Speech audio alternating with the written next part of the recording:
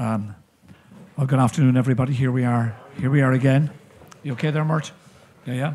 And I just want to let you know that I have had a communication from the chief executive. He is watching in Cleveland, Ohio. That's Peter Hines, the chief executive of Mayo County Council, and he's listening to all of the wisdom and all of the stuff. I'm just going to begin by saying just something personal to begin with, just as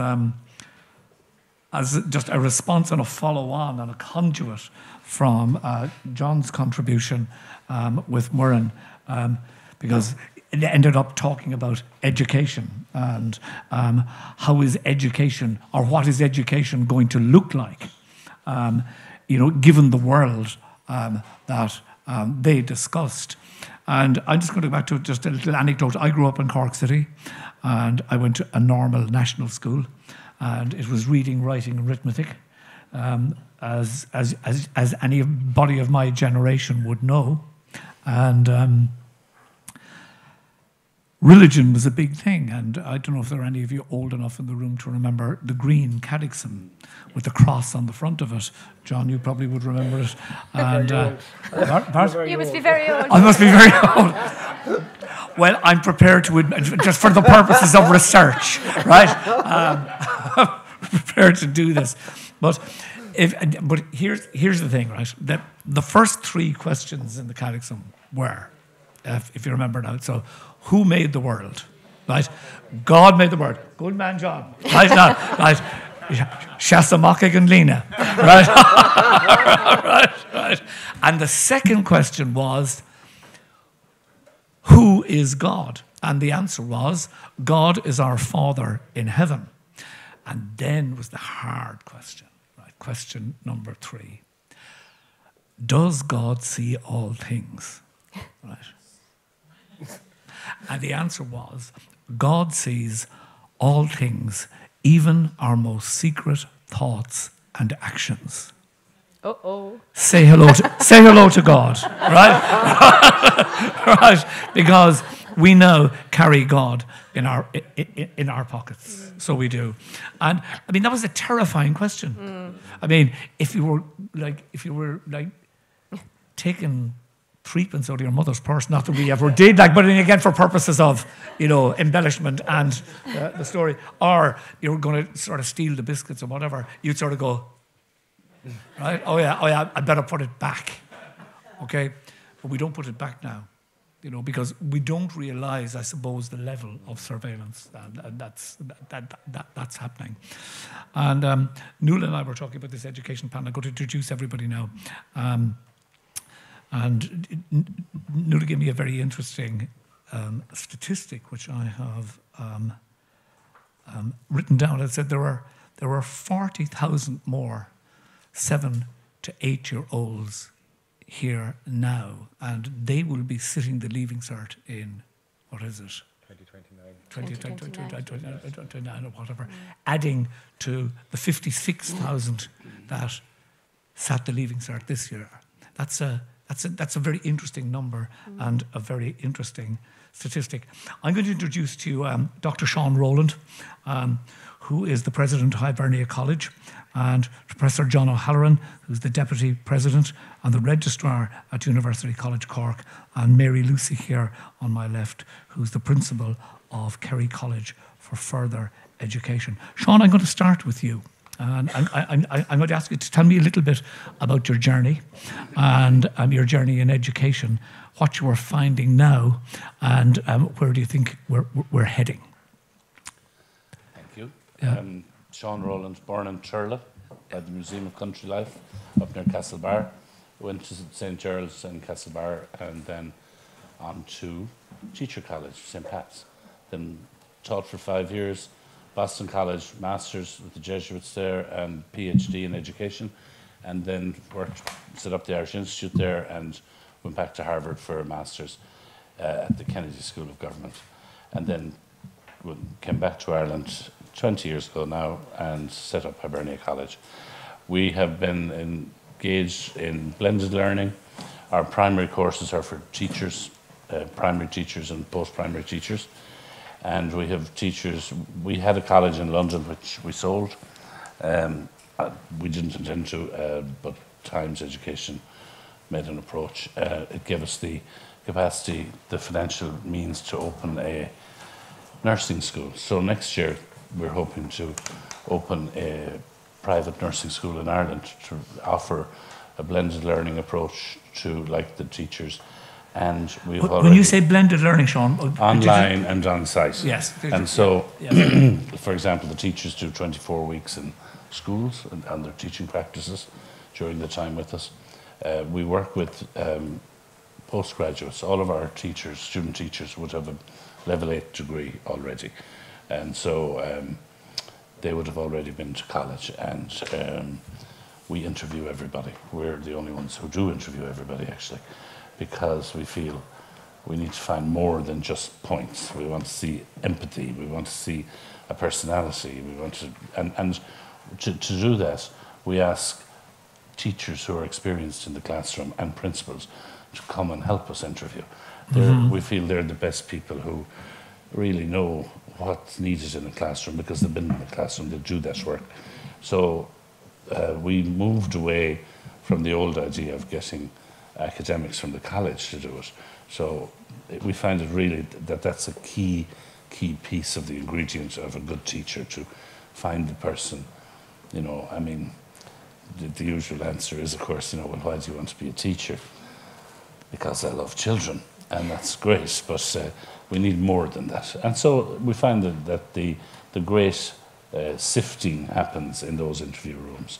And we'd interview over a couple of thousand people a year for their places, and we find the people coming out the other end then have embraced it. It's hard work. It is hard work. The blended learning, it's constant every day for 2 years for masters, but all of the teachers graduate with a master's. And also we benchmark against research, and we really push the area of research. When I was a teacher, you know, we learned lists of researchers, and if you gave it back in an exam, you know, Skinner, Bandura, Kromsky, Lenneberg, just what do they do? Give me a sentence on each, and you can do that. But what we do now is everybody, every student has to do their own research, and it has to be statistically accurate. They have to take research methods beforehand, and we publish the best 10 every year. And we encourage them to know what's going on, and to help that, we have our own research people, we have our own research team, we have a conference in research now each year. We bring people in from Harvard, from Boston College, and from MIT, typically from Boston, basically, where I spent 15 years. And so, you know, it's not an accident. And also from the UK. And so we really, really work with people who are, you know, analysing teaching and learning to a degree that, you know, we haven't in Ireland, and certainly Hibernia hadn't in the beginning. But now it's looking at measuring, you know, why is this class doing so well this year? Is it the teacher? Is it the makeup of the class? Is it the way it's presented? Is it the way it's measured? Is the measurement tool accurate? So there's a whole new science behind teaching that's evolving at a pace that your last presenter would certainly see. The facilitation of the internet has meant that, or the existence of it has meant that we're not as far away from each other. And so we now have a situation where, you know, we've put 10,000 teachers into Irish schools. We stand over them. We think they're really good teachers, very good teachers. I think that we've been helped immensely by the fact that data is at our fingertips, and we can also contribute, because we do research ourselves. We can contribute to new knowledge. And a simple example would be, right now we're piloting a program with a number of schools that, had we touched this 20 years ago, we wouldn't have been that near it. Why? It's putting cameras in the classroom. Oh, my child is going to be on the internet. Oh my God, block. Not in the way, when you look at what we're doing, first of all, the children don't need to be on display. Secondly, the camera is for the use of the teacher, and the teacher evaluates, self-evaluates, looking at, oh my God, I ignored that side of the class for the last 20 minutes. or they can present a half an hour or an hour of their content, of their teaching, to a supervisor who'll grade them on it. That's another possibility. These are all new approaches that, and you wear a lanyard like this, the camera follows you silently, it doesn't move, the kids aren't distracted by it, it's on a tripod at the top of the back of the room, and it just follows you where you go. And usually what you can actually do is film it from the back, and so you don't really have the children staring into the camera. But the idea that an inspector doesn't have to go in every time. Now, I wouldn't get rid of the inspector either, but the inspector doesn't have to go in every time, and that the camera is there. It becomes very silent and unobtrusive for the children especially, because when there is a stranger at the back of the class writing notes about your teacher, the reactions are multi and varied. They're like, oh, this teacher could get the teacher in trouble here, couldn't I? Yeah. Or whatever. So that's one example of a new departure. Now, will teachers be worried that there are inspectors that they'll be replaced? Of course they will, but they won't be replaced. We haven't displaced anybody since we came to market. Okay. Well, that's some very interesting points there, though we'll come back to John. Talk to me a little bit about yourself, your work at UCC, and again, just going back to what John Naughton had to say, the challenges that are now there and the opportunities that are there, given I suppose this new age of technology that we live in. Yeah.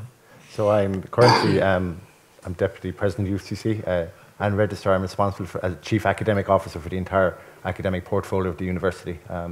That's 22,000 students across 4 different colleges, comprehensive university from medicine, law, science, liberal arts, modern arts, right through to all of the faculties. I'm a zoologist myself. And the Tyndall Institute. And Tyndall Institute, the largest research institute in the States, 600 researchers. So it's a very big, it's a €330 million annual turnover enterprise, impacting 2.3 million a day on the local and regional economy in terms of its capacity. So it's a big enterprise. So I'm a zoologist. I started as a student in zoology and subsequently worked in University of Wales College, Cardiff. I did some work there in the mountains in Wales, which were magnificent. I saw the northern lights from the Brecon Beacons one evening. I work on birds that live under bridges called dippers. If you don't know them, they're magnificent birds. I did my PhD on swans. I then subsequently came back to Cork and then went off to Colby College, a liberal arts college in the US, which gave me a really good insight into different kinds of teaching. And then subsequently went on a career track in the university. The most recent post I've held was teaching and learning. I've now changed that from teaching and learning to learning and teaching. Learning can happen without teachers. In fact, lots of learning happens without teachers, and lots of good learning happens without teachers. I think teachers are critical, incredibly important for scaffolding learning and doing a whole range of things. I'm just back from Singapore. I sat in a room on Wednesday night with parents in Singapore who had sent their most precious young people 7,500 miles to Ireland. They're not really interested in learning online.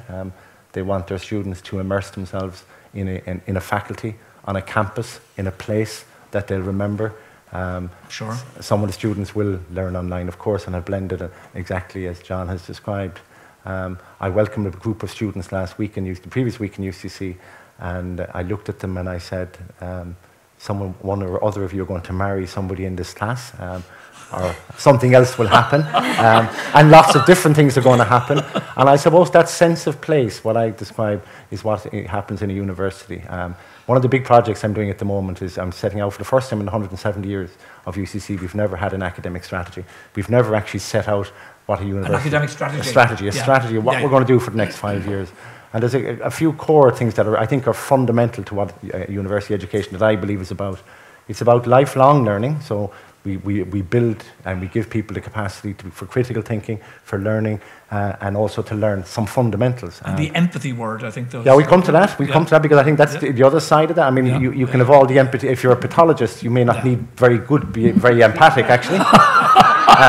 Or if you're sitting with your surgeon and your surgeon says, actually, I've cured you, and he or she may have quite a brusque manner, you might actually say, once you've cured me, I'm not particularly concerned. So there are important dimensions, and I'll come back to those. I think what I'm saying is fundamental knowledge is important. and the inquiry in that. So we're developing what's called a connected curriculum. So the connected curriculum is about connecting to research, connecting to a whole range of employability, a whole range of interdisciplinarity and transdisciplinarity, and the kind of things that we think are important. To your second point then, yes. I also believe in what I call life-wide learning. So lifelong learning is the kind of incremental learning. Life-wide are those really important things that make you a good citizen. They make you a good communicator. They make you a person that will work in a team. They'll really give you the skills that are really important to be a person of the world. You can, and we can construct those around the curriculum, but also on in the theatre, or in the coffee shop, or in the sports field, where people develop the really important skills. And we give them what are called micro-credentials for that. So the new area where emerging is what I call digital badging. So we're all familiar with credit-bearing modules where students learn. And then the idea is that we will give them a digital badge for other things that are outside the main core of the curriculum. Yeah, some people have been talking to me about, kids that are emerging from secondary schools now, and that they've become acculturated to a point system, say, for example, so that by the time they arrive in what might be the more, supposedly, I suppose, more freer world of third level, that some of the people running universities have said to me that they find it very difficult to get these new students arriving from secondary school with the points thing just sort of drilled into them, that they will undertake no other sort of extracurricular activity unless there is some sort of a reward or there's some sort of credit for it. Are you finding that? Yeah, I think first of all we have to be careful when we talk about cohorts of students. At UCC, about 60% of students are coming from the CAO. There's about 15% coming from mature student access. We've got disability hair students. We've got 16% coming from international areas. So and then a whole range of diverse. So when we talk about student cohorts, yes, the Leaving Cert students, and not all, even within the Leaving Cert students, not all the Leaving Cert students would fall into that package. So I think what the universities are all doing, including my own, is at the beginning of that first semester is what's called a transition period, giving the opportunity for students to readjust. And I think if we think ourselves, of any person or even ourselves, people work and learn at different rates and paces, and sometimes a student who's just left Leaving Cert suddenly grows when they come into the university. So I think what we have to do is create the space and transitioning. And what we're part of this new academic strategy, I'm going to propose that we won't do any written examinations, for example, in the first semester for the first group of students coming in. At all? At all. And we'll do other types of assessment, and we can come back to that. But I think that the notion that if you just map for anybody in the room, who have ever had a Leaving Cert students this year, they did their Leaving Cert, they finished on the 21st of June, they got the results on the 15th of August, they're orientated into the universities 10 days later, and then they have a semester exam on Christmas. That's a treadmill which we don't want them to be on, Right, and just finally, before we come to Mary, just the STEM thing. Yeah. You and I have talked about Absolutely. this upside down and inside out. Yeah. And some people are saying, we're going down the road with a STEM agenda. It's going to be a STEM agenda only: science, technology, engineering, and maths. And I would say this, wouldn't I? Coming from the side of the fence that I come from, that the insertion of the A of arts into that acronym to give us the STEAM agenda, as Eamon has alluded to, and many of the speakers today have alluded to, about that more rounded sort of that gives us a possibility to think in a different way. Yes. How important do you think that is? I think it's absolutely critical. I think our university and many universities are now engaged as well in that agenda. We are lucky to have the beautiful Glucksman Gallery. Our medical students go in there and do an entire module on observing art. So the purpose of that is to help them become critical viewers of things. So we're actually beginning to develop a range of skills. And you have said this many times yourself, Philip, about the flexibility that's required in people's careers. And, the future, and Eamon may have said this earlier, I don't know what the future looks like. And people can say 60% of jobs that people don't exist today in the future is what our young people are working. I don't know what the number is. No. But the number is going to be different from what it is today. And people have a different range of careers. Yeah. So the flexibility that people like yourself, Philip, and others, in terms of the music and performance and creative practice, that's their everyday life, actually. Yeah. That constant uncertainty, that constant reinventing oneself, trying new things, and I think that's critical. And we have a responsibility and an opportunity to inculcate that in our curriculum, and beyond that, into that life-wide piece, I think is really important. Right, thanks very much, John. Mary, you're the principal at Kerry College of Further Education. And you've moved from Tralee's IoT. Talk to me about what's going on in the Kerry College of Further Education. Hi. Thanks, Philip, for having me here.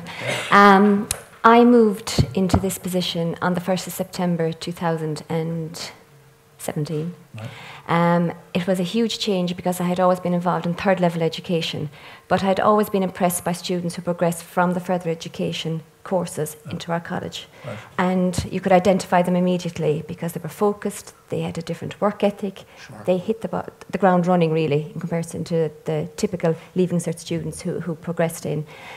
So this opportunity came up and I went for it. I thought it would be a very easy transition, I must say, but coming from third level, I was very much involved in the academic side and the industry liaison and linking with this for the students. Sure. Where suddenly I was landed in a position where I was involved and responsible for every aspect of everything to do with every student in the college. The cohort of students we get, I suppose it's different. Sometimes there are students who financially cannot progress to third level college. They're dying to go to UCC, they're dying to go to UCD, but they just financially can't. So they're caught in a bit of a trap from that perspective. Others are students who have very high points, but they're caught because they just don't know what to do. So, and again, finance comes into it. Families are wondering, will I send them to do, a course in UCC, but they're not sure what to do, or will they stay with us for a year? So they come into us for a year. We have others then who are mature students who have not had any form of education for maybe 20 years. Others then are people who decide, because employment rates are very good at the moment, they're going to leave their job, come in, upscale, retrain, and they come back. So you have that kind of a cohort. So you've got all different types, really. Very mixed bag. A lot so of what the are students, the challenges for you then? quite challenging. A lot of the students would have come from Leaving Cert, a lot of them would have what we would say baggage, I would term it, from the point of view simply is that they've had a bad experience of school. Of secondary school? Yes. Yeah. So sometimes they had been isolated in school, they were bullied in some way, they didn't feel supported, they didn't feel that the strengths that they had in particular were identified or they were encouraged in the school. And what happens a lot is when they come into us, it's like first year in college. I would equate it to first year in college, having been in third level. So it's a very supported environment. They're prepared for assessment for third level. And what they do is they're studying in an area that they normally are really interested and passionate in. And as you know, if you're doing something that you love, you always excel in it. So what happens, you have maybe perhaps a student coming in who might have 300 points, but suddenly they're studying, for example, portfolio preparation and art, and they're absolutely excelling in that area. So the confidence that they develop and the whole social skills, the positivity they get in there, they're actually transformed. So you have students who have such a negative experience of education, the formal education, after the year they come in, they just absolutely soar. So what happens is they have the confidence and they find the money to get to third level college. Because funnily enough, through research, like why people drop out of college, etc., it's not normally finance, it's that they don't feel part of the community in the college. And sometimes that's a confidence and the social skills.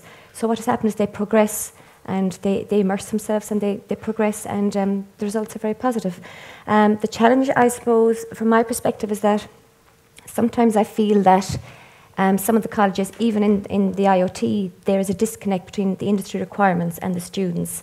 So you could have a student who has come out with a first class honours degree and they've gone for a position in the job and they're not connecting. Industry will say, so industry come back to me and they say, you couldn't hire that person, Why? So because they wouldn't have the communication skills, the confidence, the ability to promote themselves, to express themselves. And what industry are looking for, as well as a particular skill set, they're looking for someone who's motivated, who's initiative, who will say, I'll do that, I'll try it. Who can work in a team, maybe? Work team. So there's an element that a particular skill set, the soft skill areas that are absolutely vital for people going forward. And it's an area sometimes that it's lacking sometimes in the academic world. I think that, and as you said now, you're giving rewards for different involvement in different areas. So they're the kind of things that sometimes can make a difference to a student, like actually, being employed or coming first on an interview panel or progressing to another area. And I think sometimes, in the academic world, the straight academic world as we call it, they don't realise or identify, give as much importance as they should to those kind of skills. And they really are vital because someone can teach someone who's willing to learn, anything really, once they're passionate about the area. Mm-hmm. I mean, you've touched on so many things there. Sorry. And but just the let's call it the psychological state of the student that arrives in the three, but very different places, but very complementary. Yeah. And again, just thinking that now I keep hearing a phrase around the place like digital loneliness. I hear a phrase like a certain amount of anxiety, living with screen time, and not having a human engagement, if you like. Are you finding that, John? I think what you've referenced sort of an isolation almost. Yeah, absolutely. I mean, I think loneliness is a huge issue. And, you know, sometimes people think even if you come from a city, I was in a class of 360 students. I didn't know anybody in the class, even though I came from the city. And there's an assumption within the organisation, something that you have to be more than 30, 40 kilometres from this campus that you might be the student that's lonely. Loneliness and isolation is a huge issue, and we work really hard at that. I mean, I think one of the other big issues that is sleep. Sleep. MIT just your alma mater only sent out a note last week to all their students on a 6-hour module on sleep and proper sleep behaviours, because it's becoming a barrier. If you don't get enough sleep, you won't be able to perform. So couple that with over digital exposure and sleep, and you're in a very tricky place. I suppose one of the huge things that I've noticed in the 28 years I've been in academic life is that huge vulnerability of young people in that period. It's partly about expressing it more, perhaps. It's partly about more services being available. But there's a real risk that our young people today, and not so young people, are being exposed to a whole range of stresses and strains. And the big pressure thing. Pressure to succeed. Yeah, pressure to succeed. I mean, I spend a lot. I'm going to China in 2 weeks' time, and you know, China's got one of the highest face times, as you probably know, of all our students. And the pressure that's on an individual student coming from China. They have the Gaokao, which is the equivalent of the Leaving Cert. The Gaokao, there's about 12 million of them take it. And we get students from about the first and 1 or 2 top % of those. Huge strain. They're scaffolding an entire family, grandparents and parents who have given their last buck to get them to come to here. That's pressure. That's stress and strain. Sean? Yeah, I mean, we put young people today under more and more pressure. Now, there was always pressure, let's put it this way. I mean, my God almighty, I don't think I could. I mean, the Leaving Cert, when I did it, was a nightmare. I thought it was a shock, and I loved it so much I did it twice. It was shocking. I mean, talk about clamming up the first time, and then I didn't believe I got the results the second time. I thought it was someone else's. So we were under shocking pressure. There's no point in pretending there was no pressure back. So looking back to the rosy, great old lovely days, bull. There was much pressure, or there was definitely pressure on all of us. Right. Now, though, you have new pressures, and they're added on to the What are they? Well, some of them, for example, would be students around the country who have to travel long distances because they can't afford a flat. And that's a huge one. And they're on the trains, and you can see them, and they're asleep, and they're studying, and they're awake, and it's just not healthy. It's not healthy to be going from Athlone to Dublin every day on a train. It's quite expensive as well. You have students who are hungry. Now, this is an absolute fact, even though people think, absolutely, you have students who are hungry. Hungry at school today, in colleges. Nobody thinks about that. But they can't learn if they're sleep deprived and they're hungry. They shouldn't be there. They're in the wrong place at this time in their lives. They can't afford to be there. And it's shocking to say that. But that's the truth. If you can't afford to eat and sleep while you're taking a degree, then you're not able to, you're not physically fit to do it. Mm-hmm. So we have terrible pressures on some students. I know there are some students who appear to have the life of Riley and all of that, but I think it's a tough call. I think our change, and you touched on it already, and this is, you know, in 10 years' time, there'll be 40,000 more doing the Leaving Cert, 40,000 more. That's onto the and they're all going to college. The 56,000 that did the Leaving Cert this year. So you're talking about 90-something thousand. Where are they going to college? And are we investing in that infrastructure? Or should they go to college? Now you're talking. Yeah. You know, that's the question. Bring back the apprentices. If you look at the current participation rate at the moment, we've got the highest in the OECD at 64% in third level. At the current growth of the demographic, the minimum at that participation rate, we're going to grow by 13% in all our institutions. So that's the size of the pool. That's potentially. So the short answer is these are difficult questions. So UCC, for example, we will have to look into our hearts and say, can we afford, or do we want to grow that capacity? And the answer probably may be no. And then you run up with the political pressure, this is a publicly funded university, or is it? Because you're getting quite a low bit of money from the state. So you're getting into some really interesting conversations then. Yeah. And I just mentioned Singapore, they will need people. They were told me last week they are running out of young people. Where will they go? They come here to get our best talent. So this is an international market. So anybody sitting here comfortably saying, yeah, we'll do as we're doing before, it's not an option, actually.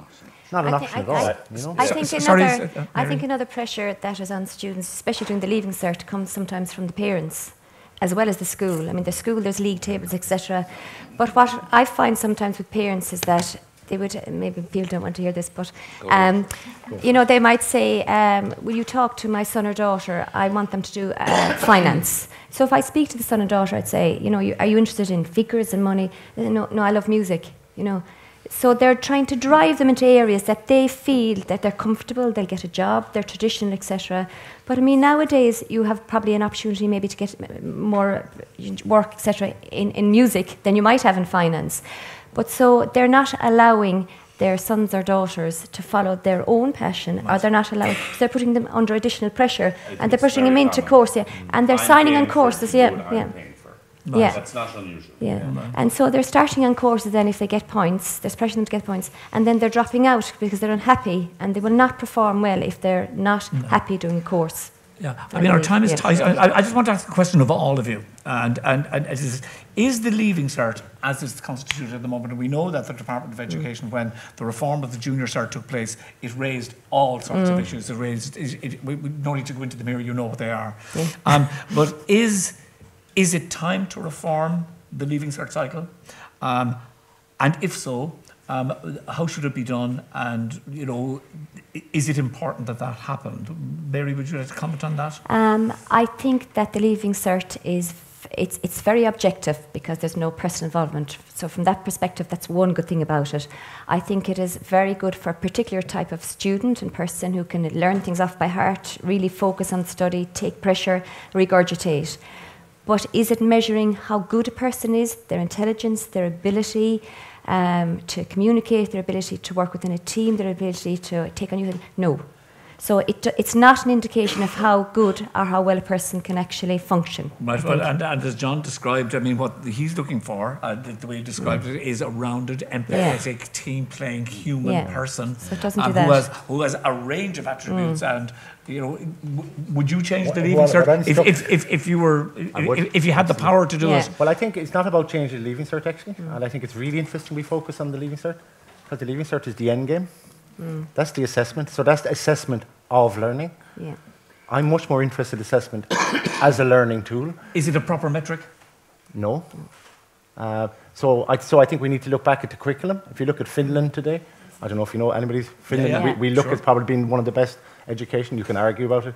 Once you come to the age of 15, you don't have geography, English, engineering, or political science. You have, in the first 6 months or 3 months, you might have transportation. So you look at transportation and you look at the geography of that, you look at the environmental impact of that, you look at the engineering of that, the mathematics of that. So we've got to look at new models. But I think assessment is one part of how we go about that. And it's the lifelong learning thing that we keep hearing as well, because everything is changing so fast. You can never keep it, but you have to create the atmosphere where people can begin to understand how to learn themselves throughout their lives. I mean, Sean, it boils down really to money. It boils down to finance. Who has the money? Who controls the money? And what results do we get? Now, the cheapest form of education is to put them in tests facing one person, and one person delivers. The traditional chalk and chalk. Does technology offer a magic bullet for that? No, it doesn't. It really doesn't. I don't believe it does. We're involved in it because I don't think you can. It can offer great help in educating people, yes, but it is not an educator in its own right. It's a tool that can be used to help educate people, definitely. But it's not replacing educators or schools or the curriculum, or all the other factors have to be there. But if you look, and this is worth looking at, I mean, it mightn't be everybody's cup of tea, but if you were to pick 20 of the richest families in this country, they don't send their kids to college here. They send them abroad because they don't need their kids. So some of their kids won't get into a good college here because they won't get the points, because they don't focus that absolute focus families have on the Leaving Cert year. and the 5th year and Leaving Cert year, these kids are abroad already out there, you know. So, and that's a fact. I've looked at this, Right.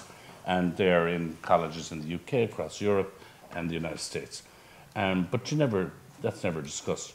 So if we had a system, or if we had the funding neutral, if you like, Yes. you'd see a lot of different people. The Leaving Cert wouldn't be as crucial because we're forced by finance to keep the kids here, to put them through the CAO. And for that, you need the Leaving Cert because that's the vehicle. But if we had choice, and we need to have choice, like why can't we take, for example, the SATs or there's the International Baccalaureate. We should have more choice, I think. There are 2 schools in the country, I think now, or 3, that offer the International Baccalaureate. It's another way of measuring people. Is it any better or worse than the Leaving Cert? It's not dissimilar to the Leaving Cert, less subjects. But I think if we had more choice for a start, not force everyone into that Leaving Cert, and bring back apprenticeships, new apprenticeships that are relevant to today's work, but it doesn't have to be a degree.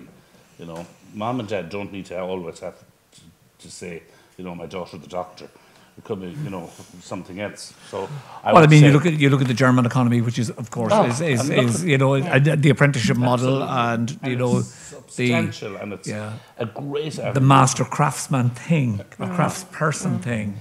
But these people are choosing to do what they want to do. Yeah. Here, they don't have that choice. Yeah. They just know apprenticeships. So in the digital world, and in the digital world that's coming down the track, and AI and the algorithm and all that goes with it, coming down the track. I mean, is the Google thing, the YouTube thing, we can go to all of these new dictionaries and new sources and Wikipedia.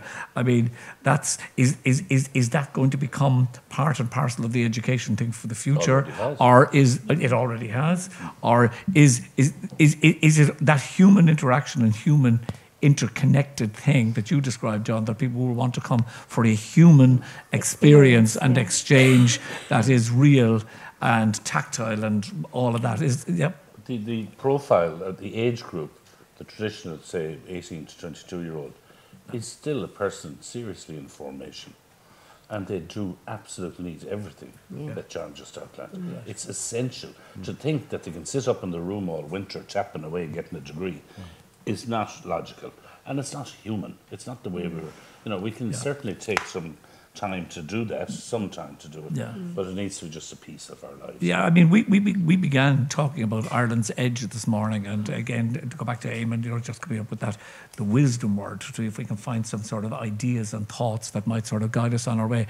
And I have 2 things just to put to you here. It appears to me that we're entering a sort of a phase that where anything that cannot be automated, you mentioned the gig economy and the way things are going to be in terms of work, anything that cannot be automated is going to become very valuable. Would you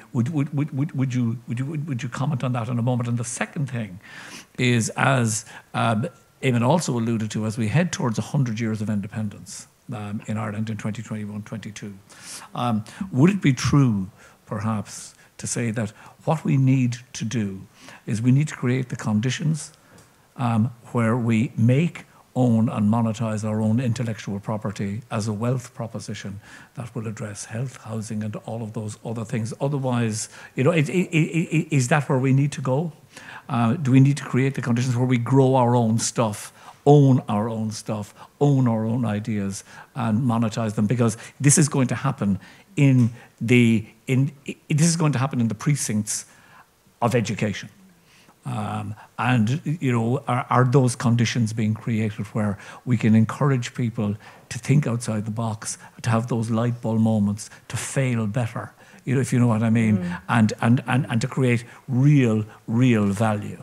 Would you like to just... I think it's fundamentally about the curriculum and the extent of the environment. I mean, in my mind, I have a triangle which on one end is technology, on the other end is pedagogy, and the other end is space.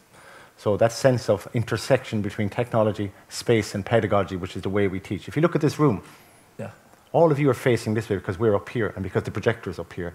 What happens if we took away the projector, we did the arrangement slightly different, and we use technology? That's the first thing. So I think the way in which we intersect the pedagogy, the techniques we use, the technology and space, because space is not innocent, space isn't idle, space influences everything we do.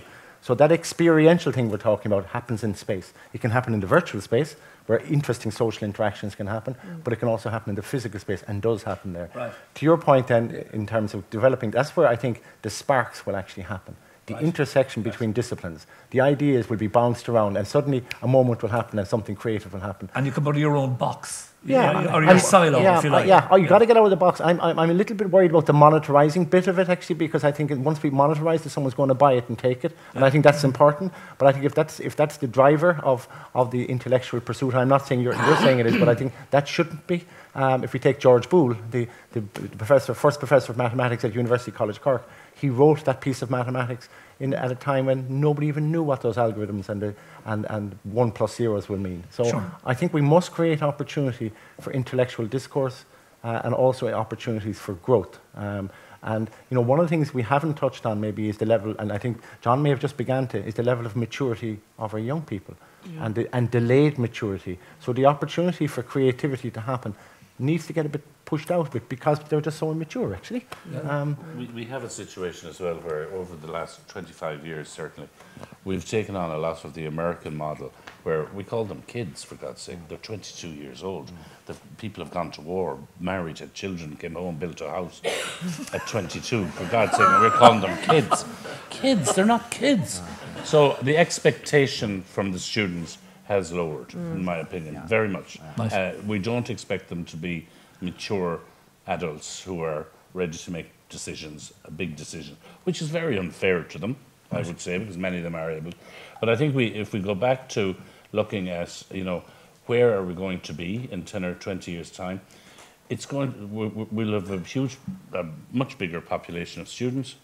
What we're doing with them will have to be planned for now. So we need to stop this. I mean, in Ireland, I set up a college here. The Lord save us, I was trying to murder a whole generation of children.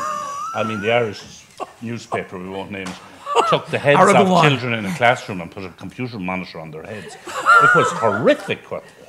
And the backlashes from other colleges and from other agencies of the state was pretty bad. I mean, some of the stuff printed, people carrying signs with no internet in education on the streets of Dublin. Students that their faculty had put out there. No internet, what was this? Yeah, no Hibernia, no internet in education, those sort of things. So we hate change in this country. We're very slow to change. Yet we do change, and we changed an awful lot in the last 20 years, 30 years certainly. And so we need to be conscious of how we react to change.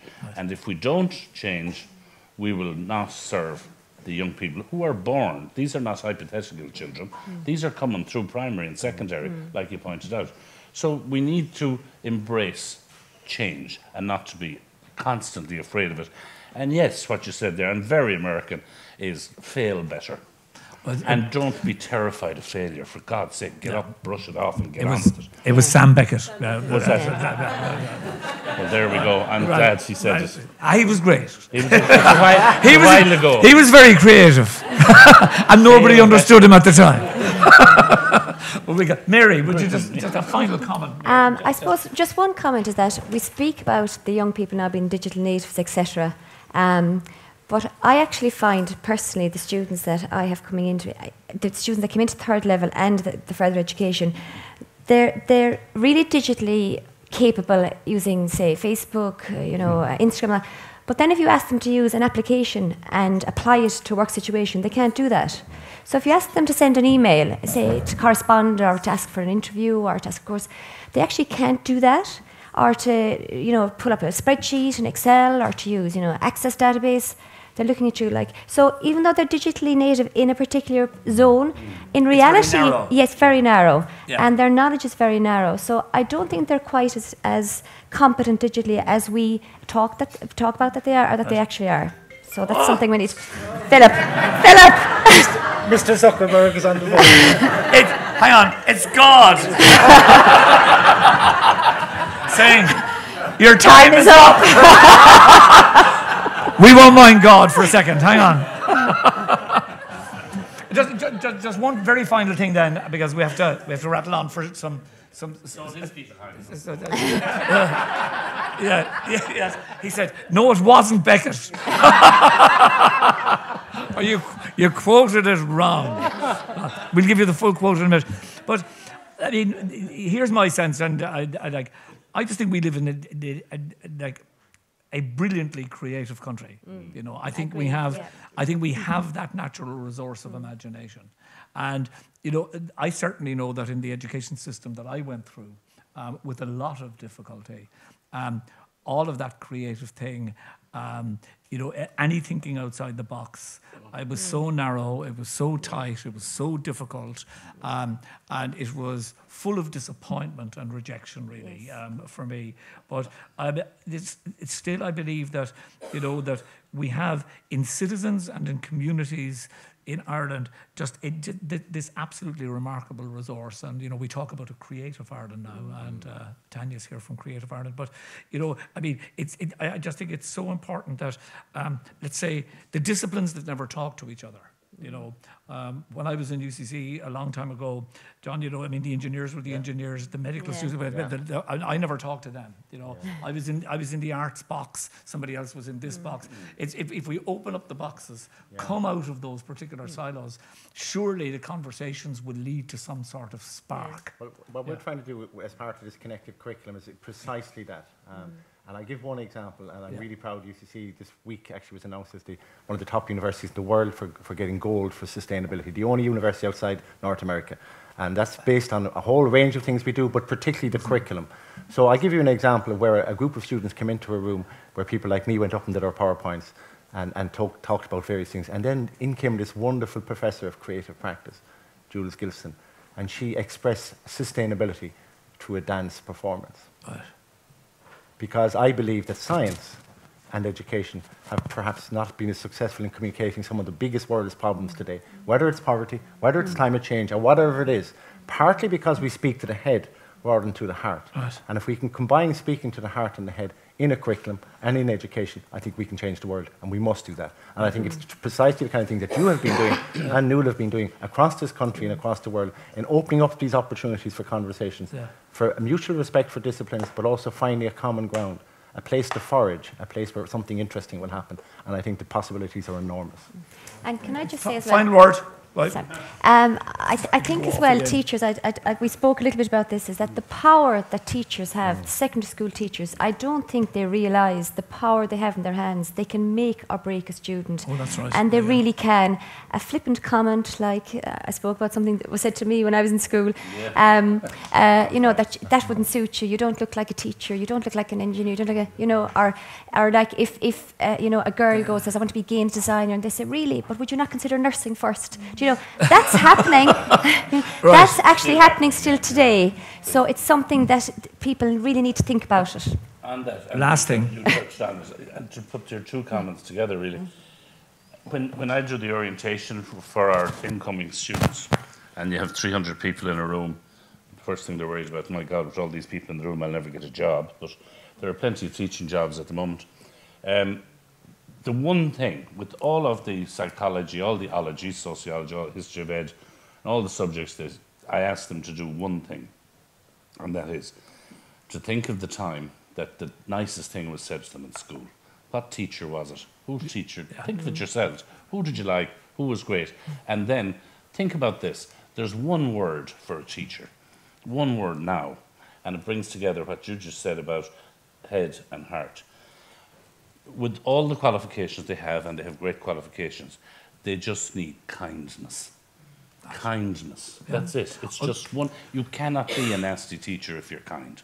Kindness. So if you don't have that kindness in your heart, we'll give you a full refund when you're leaving today. And off you go. And we tell them that, honest to God. John didn't know what I was going to say next, but I was at a special awards for faculty in Dublin Castle 2 years ago. It was a lady, it was giving out the awards. And she reminded everybody in the room when she was a young lady, and this is for faculty getting prizes. She was in a school in Belfast, a young lady, one of 9. She was growing up, she wanted to go to university, but she said, I'm the eldest of 9. This is very familiar to some of us. Yes. Very, very difficult. And teacher spotted this, and the teacher said, well, why don't I give you a lift to school every morning? And they opened up a conversation, said, you really should go to university. He said, no, I can't afford it. But the teacher kept at it. Luckily for us, because that woman went on to study law, become Professor of Law and President of Ireland, Mary McAleese. Your point. The joy that an intervention of a teacher can be enormous and powerful. And what an example. Absolutely. I think we've all had those experiences. So would you give a warm thanks to Dr. Sean Rowland, Professor John O'Halloran and Mary Lucy, please. Thank you. Thank you. Thank you. Very good. Well, we're going to have a very fast turnaround and a few tunes. And the final Beckett thing was that, what was it he said? Work your head off and sleep at any price, is what he said. Yes.